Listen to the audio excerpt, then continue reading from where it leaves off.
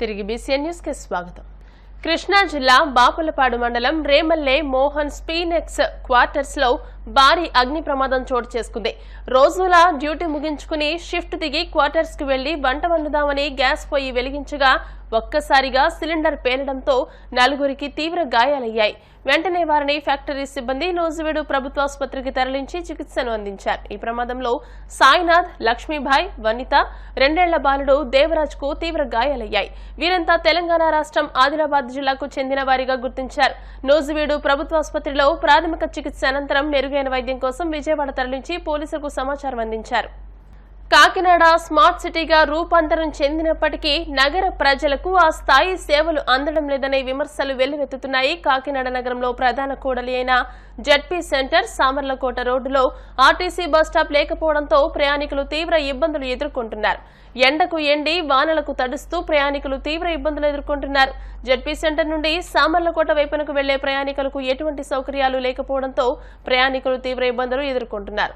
Smart city నిబంధనలకు అనుగుణంగా ఈ ప్రాంతంలో బస్ షెల్టర్ నిర్మించాల్సిన అవసరం ఉన్నప్పటికీ అధికారులు ఆ దిశగా ప్రయత్నం చేయకపోవడం పట్ల విమర్శలు వెల్లువెత్తుతున్నాయి.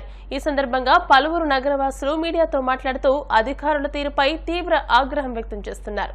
నేను ఇక్కడ ఐడియల్ కాలేజ్ ఎదురుగుండా ఉన్న బస్ స్టాండ్ దగ్గర నిలబెడితే రోజు వర్షం వచ్చినా ఎండ వచ్చినా అలా నిలబడవలసి వస్తుంది తప్ప నీడ వంటిది ఏమీ లేకుండా పోయింది. కావున ఈరోజు మేము అడిగేది ఏంటంటే సామాన్య ప్రజలుగా కానీ విద్యార్థులుగా కానీ రాబోయేది వర్షాకాలం. ఈ వర్షాకాలంలో మేము ఎలా ఉండడం వల్ల అనారోగ్యం బారిపడి చదువుకు దూరమయ్యే అవకాశాలు ఎక్కువ వస్తాయని చెప్పి మేము తెలియజేస్తూ ఉన్నాము. దీనిపై ఎస్ఎఫ్ఐ విద్యార్థులుగా మేము సభ్యత్వం తీసుకున్న తర్వాత వెళ్ళి అడిగ్గా కలెక్టర్ గారికి రిప్రజెంటేషన్ ఇవ్వగా కూడా కలెక్టర్ గారు కూడా మళ్ళీ స్పందిస్తామని చెప్పి స్పందించలేని పరిస్థితికి తీసుకొచ్చారు. గత 4 రోజుల ముందుగా మేము అడిగినా ఇప్పటికీ దీనిపై ఎటువంటి స్పందన లేదు. తక్షణమే దీనిపైన సామాన్య ప్రజలుగా కానీ విద్యార్థులుగా కానీ వృద్ధులుగా కానీ అందరూ కూడా చాలా ఇబ్బందులు పడుతున్నారు. దీన్ని తక్షణమే కార్పొరేషన్ అధికారులు దీనిపై చర్యలు తీసుకొని ఇక్కడ ఒక షెల్టర్ ఏర్పాటు చేయాలిగా కోరుతున్నాము.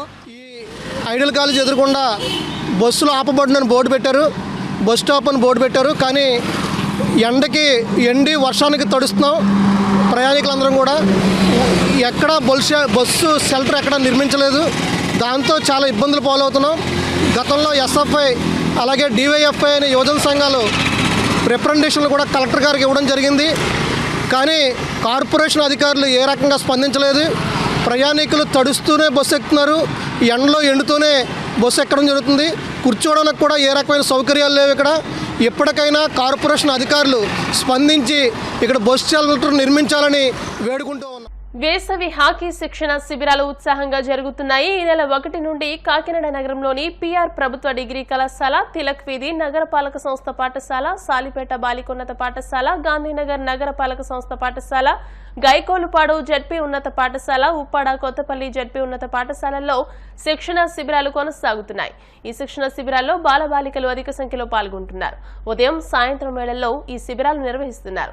జాతీయ క్రీడ అయిన హాకీకి సంబంధించి కాకినాడ జిల్లాలో ముఖ్యంగా కాకినాడ నగరంలో 25 సంవత్సరాలుగా రాష్ట్ర ఛాంపియన్షిప్ లో మంచి ఫలితాలు రాబడుతున్నారని కోచ్ వి రవిరాజు తెలియజేశారు. హాకీ పట్ల నగరవాసుల్లో ఆసక్తి ఉండడమే కారణమని ఆయన పేర్కొన్నారు. అన్ని చోట్ల కూడా కొత్తగా నేర్చుకోవడానికి, అదేవిధంగా ఆల్రెడీ లాస్ట్ ఇయర్ శిక్షణా శిబిరాలతో పాటు అండర్-14, అండర్-17 లాంటి పిల్లలందరూ కూడా ఈరోజు శిక్షణా శిబిరాల్లో పాల్గొంటున్నారు. ఖచ్చితంగా ఏ క్రీడలోనైనా సరే మంచి క్రీడాకారుడిగా తయారవ్వాలంటే ప్రారంభ దశ, ఎందుకంటే దాదాపు 40-50 రోజుల పాటు సెలవులు ఉంటాయి కాబట్టి వాళ్ళు ఉదయం సాయంత్రం కూడా ఈ శిక్షణా శిబిరాల్లో పాల్గొని వాళ్ళకు కావాల్సినటువంటి లెర్నింగ్ స్టేజ్లోని ఉన్న వాళ్ళు ఎక్కువ టైం స్పెండ్ చేస్తారు.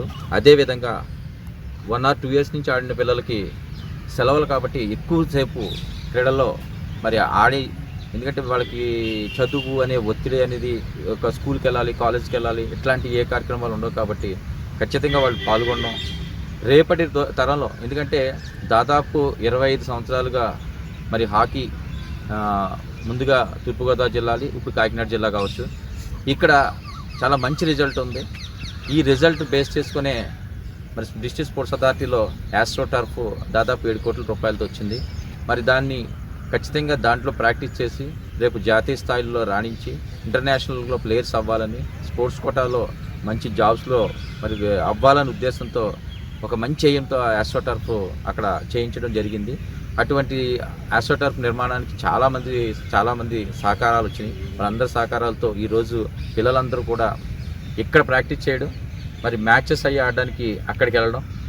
దాదాపుగా ఈ సమ్మర్ క్యాంప్ అంతా కూడా అన్ని శిబిరాలు కూడా నేను ప్రతి శిబిరం దగ్గరికి వెళ్ళడం, వాళ్ళ శిక్షణా శిబిరంలో ఎక్కడెక్కడ ఉంటుందో అదేవిధంగా ఉప్పాడ కొత్తపల్లి కూడా మధ్యలో వారంలో 2 రోజులు వెళ్ళి అక్కడ చూసి రావడం. ఇవన్నీ శిక్షణా శిబిరాల్లో ఖచ్చితంగా ఈ శిక్షణా శిబిరాలు అన్నిటి నుంచి కూడా మంచి క్రీడాకారులు జిల్లా టీంకి తయారు చేయాలి. Under 14, under 17, under 19, sub junior, junior స్థాయిలో పిల్లలను తయారు చేయాలని సదుద్దేశంతో ఏర్పాటు చేయడం జరిగింది. ఇక్కడ అనువుగా ఉంటే అక్కడ మీరు సమ్మర్ క్యాంప్స్ చేయండి అని చెప్పి తెలియపరచడం, మరి కమిషనర్ గారు చెప్పడంతో పాటు స్వతహాగా మరి క్రీడాకారులు కాబట్టి మా పీడీలు అందరూ కూడా అక్కడక్కడ మంచి చక్కటి క్రీడా శిక్షణాభివృద్ధులు ఏర్పాటు చేస్తున్నారు.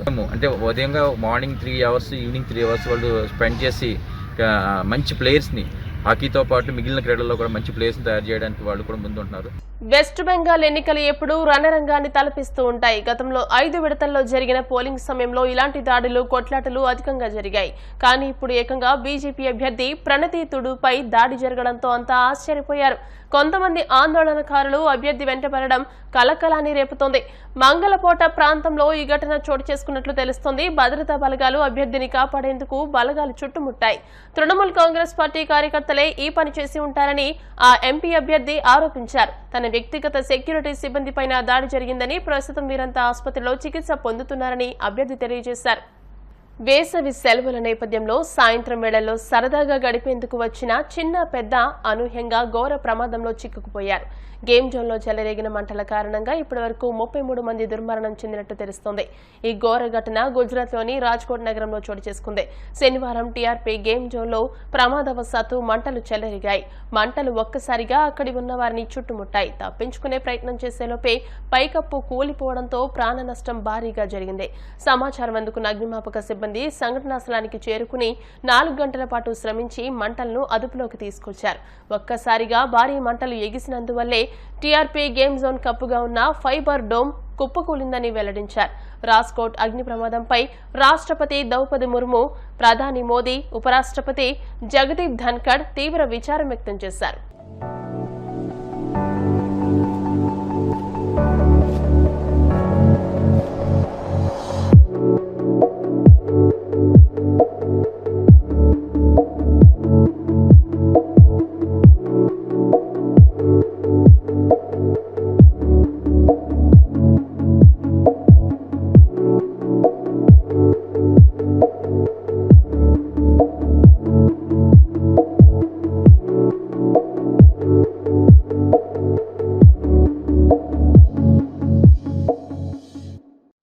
दुर्घटना हुई है, ये बहुत कमनसीब और बहुत दुखद घटना हुई है। उसकी पूरी इंक्वायरी के लिए एक सीट जो बनाई है उसमें हमारे साथ डायरेक्टर FSL संघवी साहब, मैं, फायर के कुछ ऑफिसर्स, उन सबकी एक सीट है जो अभी शुरू से काम करेगी। किस डिपार्टमेंट में क्या क्या किया गया है उसकी पूरी तहकीकात होगी और क्या कौन जिम्मेदार है, क्या गलतियां हुई है, फ्यूचर में ऐसा बनाव नहीं बने उसके लिए क्या करना चाहिए, ये सारी चीजों को हम पूरी तह तक जाके उसकी पूरी तहकीकात करेंगे।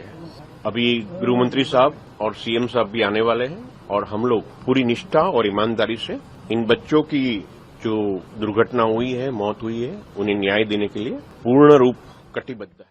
వార్తలు ముగించే ముందు ముఖ్యాంశాలు మరోసారి. పశ్చిమ బెంగాల్ను వణికిస్తున్న రెమాల్ తుఫాన్ ఈ రోజు అర్ధరాత్రిలోపు తుఫాన్ తీరం దాటే అవకాశం.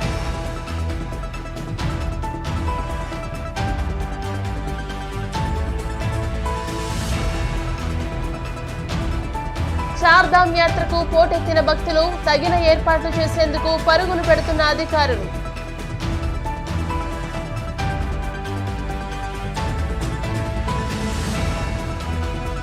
భద్రాచలం సీతారామచంద్ర స్వామి ఆలయం కిటకిట, స్వామి దర్శనానికి క్యూలలో బారులు తీరిన భక్తులు.